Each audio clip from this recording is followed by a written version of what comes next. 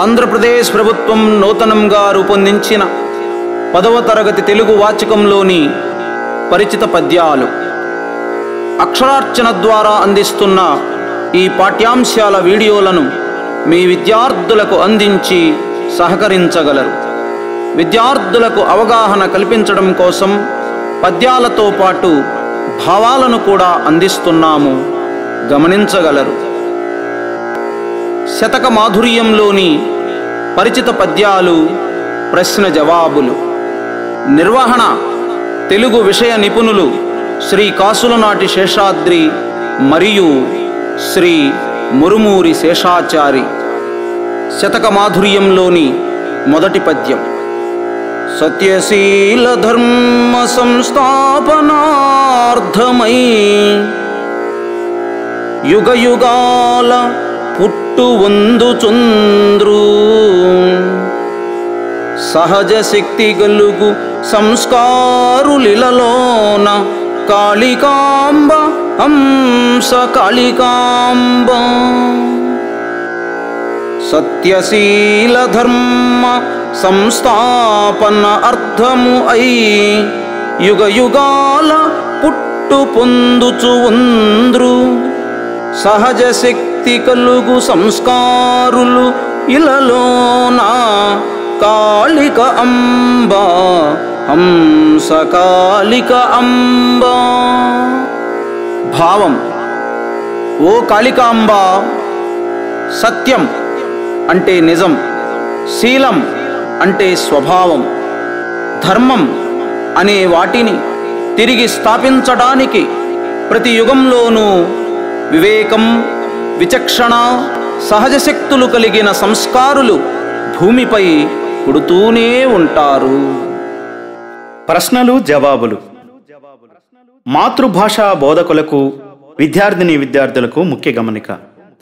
Public పరీక్షలలో పరిచిత పద్యానికి అ ఆ ఇ అని, చాయిస్గా ఇచ్చిన పద్యానికి ఉ ఊ రూరు అని 4 ప్రశ్నలు ఇస్తారు. మొదటి పద్యాన్ని ఎంచుకున్నటువంటి వారు అ ఆ ఇ అని రాసి వాటికి సమాధానాలు రాయాలి.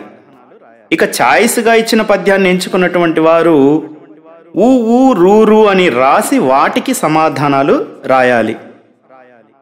మనం ఈ రాసే సమాధానాలు కూడా పూర్తి వాక్యంలో రాయాల్సి ఉంటుంది.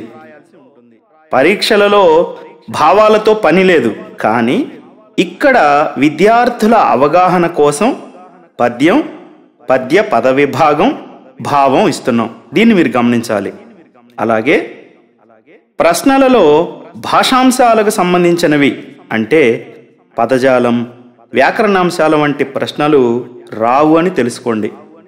ఇక 4వ ప్రశ్న అయిన ఈ లేదా రు అనే దానికి ఏదైనా ఒక అర్థవంతమైనటువంటి ప్రశ్న తయారు చేయాల్సి ఉంటుంది. అయితే దానికి మీరు రాయాల్సిన జవాబుకు అనుగుణంగా మేము 3 ప్రశ్నలు ఇస్తున్నాం. అందులో ఏదో ఒక ప్రశ్న మీరు అక్కడ రాయొచ్చు. పబ్లిక్ పరీక్షలలో పరిచిత పద్యానికి 4 ప్రశ్నలు ఇస్తారని మనకి తెలుసు కదా.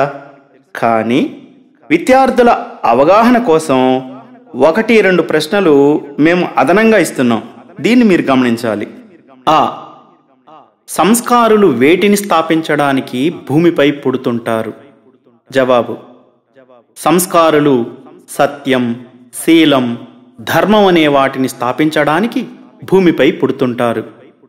ఆ సంస్కారుల్లో ఉండే సహజ శక్తులు ఏవి? జవాబు. సంస్కారుల్లో ఉండే సహజ శక్తులు వివేకం, విచక్షణ.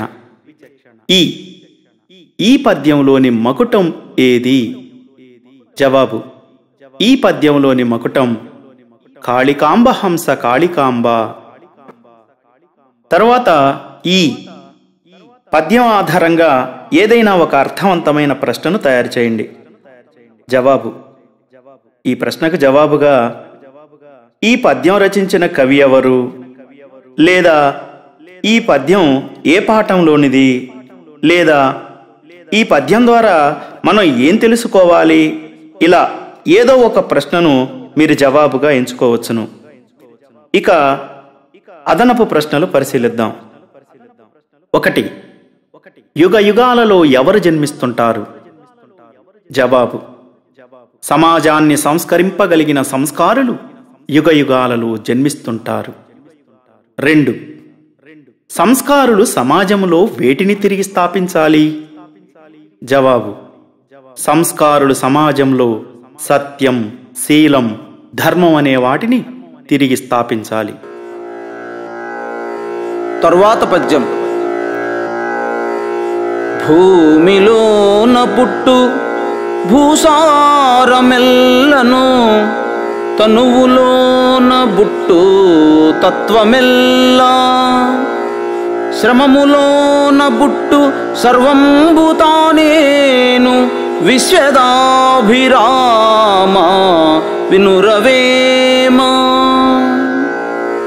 భూమిలోన పుట్టు భూసారము ఎల్లను, తనువులోన పుట్టు తత్వము ఎల్లా, శ్రమములోన పుట్టు సర్వంబు తానేను, విశ్వద అభిరామ వినురవేమా.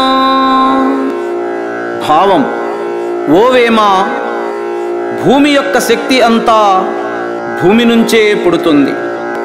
అలాగే జ్ఞానం, శరీరం అంటే ఆత్మ నుండే జనిస్తుంది. కష్టపడితేనే అన్నీ సాధ్యం అవుతాయి. ప్రపంచం నుంచే చరాచర జీవకోటి అంతా జన్మిస్తుంది. శ్రమ నుంచే సర్వ సంపదలు వస్తాయి. శ్రమయే అన్నిటికీ మూలం. ప్రశ్నలు జవాబులు. ఆ. భూసారమంతా ఎక్కడ పుడుతుంది? జవాబు: భూసారమంతా భూమిలో పుడుతుంది. ఆ. తత్వం ఎక్కడ నుండి జన్మిస్తుంది? జవాబు: తత్వం శరీరం నుండి జన్మిస్తుంది. ఈ. సర్వం దేని మూలంగా జన్మిస్తున్నాయి? జవాబు: సర్వం శ్రమ మూలంగా జన్మిస్తున్నాయి. తరువాత ఈ పద్యం ఆధారంగా ఏదైనా ఒక అర్థవంతమైన ప్రశ్నను తయారు చేయండి. జవాబు: ఈ ప్రశ్నకు జవాబుగా ఈ పద్యం రచించిన కవి ఎవరు, లేదా ఈ పద్యం ఏ పాఠంలోనిది, లేదా ఈ పద్యం ద్వారా మనం ఏం తెలుసుకోవాలి, ఇలా ఏదో ఒక ప్రశ్నను మీరు జవాబుగా ఎంచుకోవచ్చును. ఇక అదనపు ప్రశ్నలు పరిశీలిద్దాం. 1. మనకు అన్నీ లభించాలంటే మనం ఏం చేయాలి? జవాబు: మనకు అన్నీ లభించాలంటే తగినంత శ్రమ పడాలి. 2. ఈ పద్యంలోని మకుటం ఏది? జవాబు: ఈ పద్యంలోని మకుటం విశ్వదాభిరామ వినురవేమ. తరువాత పద్యం.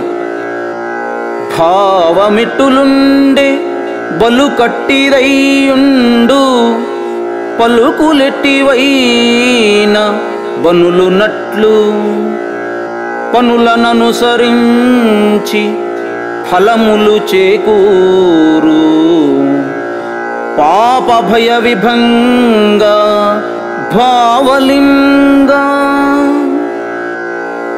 భావము ఎట్టులు ఉండే పలుకు అట్టిది అయి ఉండు, పలుకులు ఎట్టివి అయినన్ పనులున్ అట్లు, పనులన్ అనుసరించి ఫలములు చేకూరు, పాప భయ విభంగ భావలింగ. భావం: పాపాలను, భయాన్ని తొలగించేవాడా ఓ భావలింగా, మనసులో ఆలోచనలను బట్టి మాట్లాడే మాటలు ఉంటాయి. మాటలు ఎలా ఉంటాయో చేసే పనులు అలాగే ఉంటాయి. పనులను బట్టి ఫలితం ఉంటుంది. ప్రశ్నలు జవాబులు. ఆ. మనం మాట్లాడే మాటలు దేనిని అనుసరించి ఉంటాయి? జవాబు: మనం మాట్లాడే మాటలు మన మనసులోని మాటల్ని అనుసరించి ఉంటాయి. ఆ. పనులు దేనిని అనుసరించి ఉంటాయి? జవాబు: మాటలను అనుసరించి పనులు ఉంటాయి. ఈ ఫలములు ఎలా చేకూరుతాయి? జవాబు: చేసే పనులను బట్టి ఫలములు చేకూరుతాయి. తరువాత ఈ పద్యం ఆధారంగా ఏదైనా ఒక అర్థవంతమైన ప్రశ్నను తయారు చేయండి.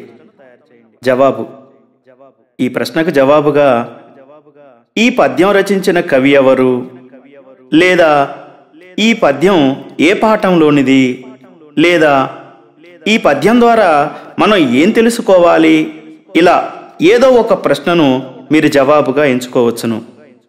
ఇక అదనపు ప్రశ్నలు పరిశీలిద్దాం. 1.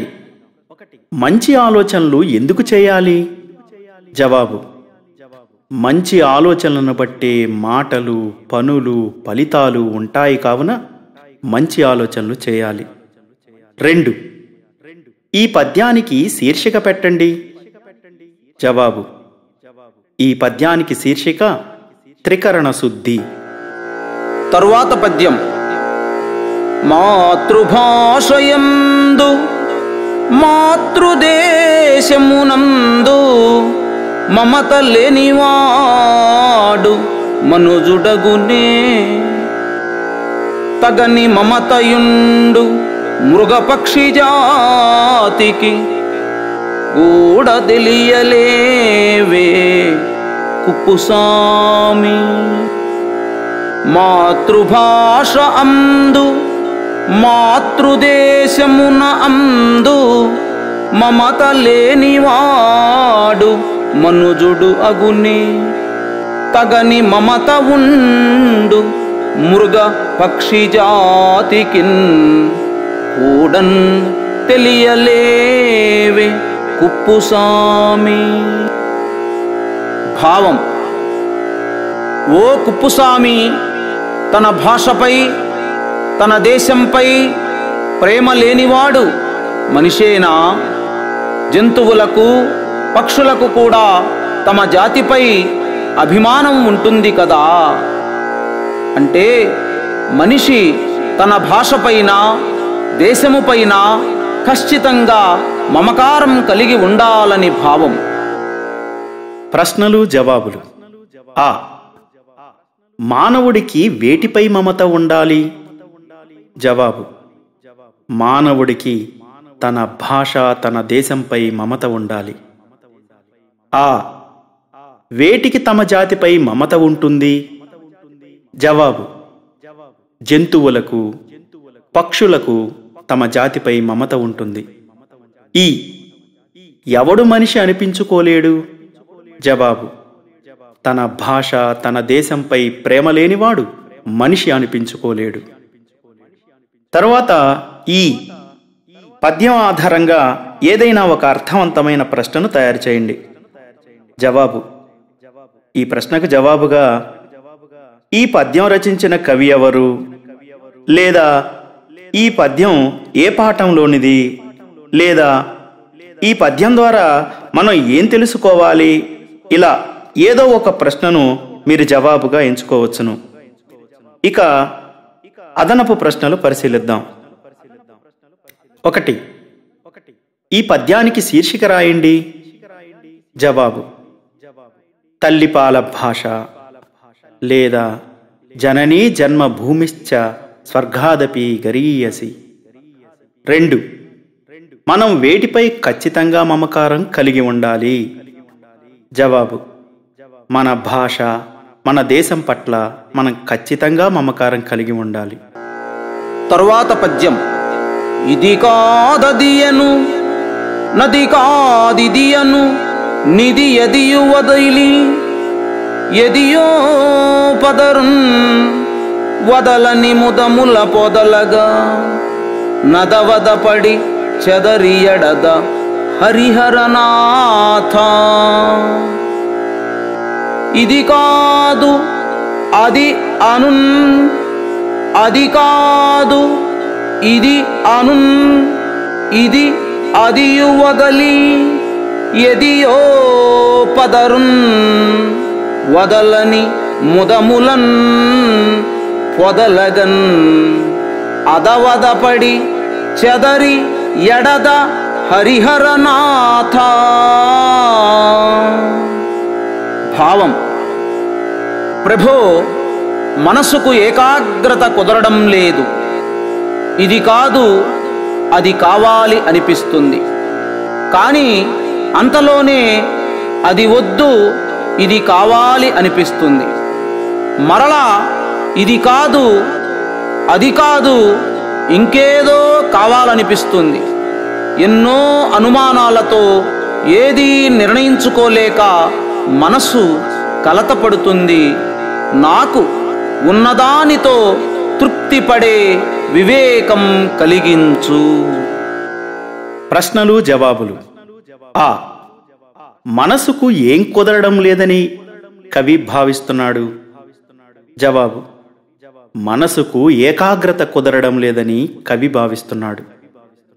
ఆ ఎన్నో అనుమానాలతో కూడిన మనస్సు ఏమవుతుంది? జవాబు: ఎన్నో అనుమానాలతో కూడిన మనస్సు కలత చెందుతుంది. ఈ కవి భగవంతుణ్ణి ఏమి కోరుతున్నాడు? జవాబు: ఉన్నదానితో తనకు సంతృప్తి పడే వివేకాన్ని కలిగించమని కవి భగవంతుణ్ణి కోరుతున్నాడు.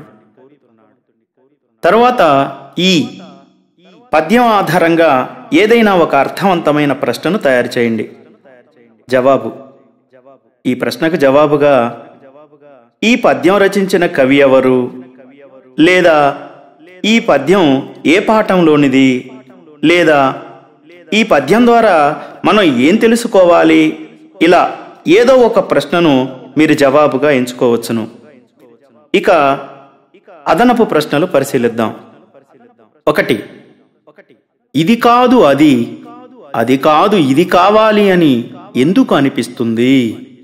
జవాబు: మనం ఏకాగ్రత కోల్పోవడం వల్ల ఈ విధంగా అనిపిస్తుంది. 2. మనిషి ఏ విధంగా జీవించాలి? జవాబు: మనిషి తనకున్న దానితో తృప్తిగా జీవించాలి.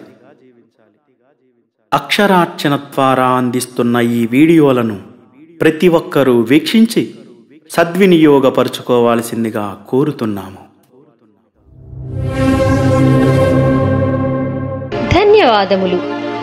ఈ వీడియో మీకు ఉపయోగపడిందని భావిస్తే లైక్ చేయండి, మిత్రులందరికీ షేర్ చేయండి. మీ అభిప్రాయాన్ని కమెంట్ రూపంలో తెలపండి. మా యూట్యూబ్ ఛానల్ అయిన అక్షరార్చన జోషిలాను సబ్స్క్రైబ్ చేసుకోండి.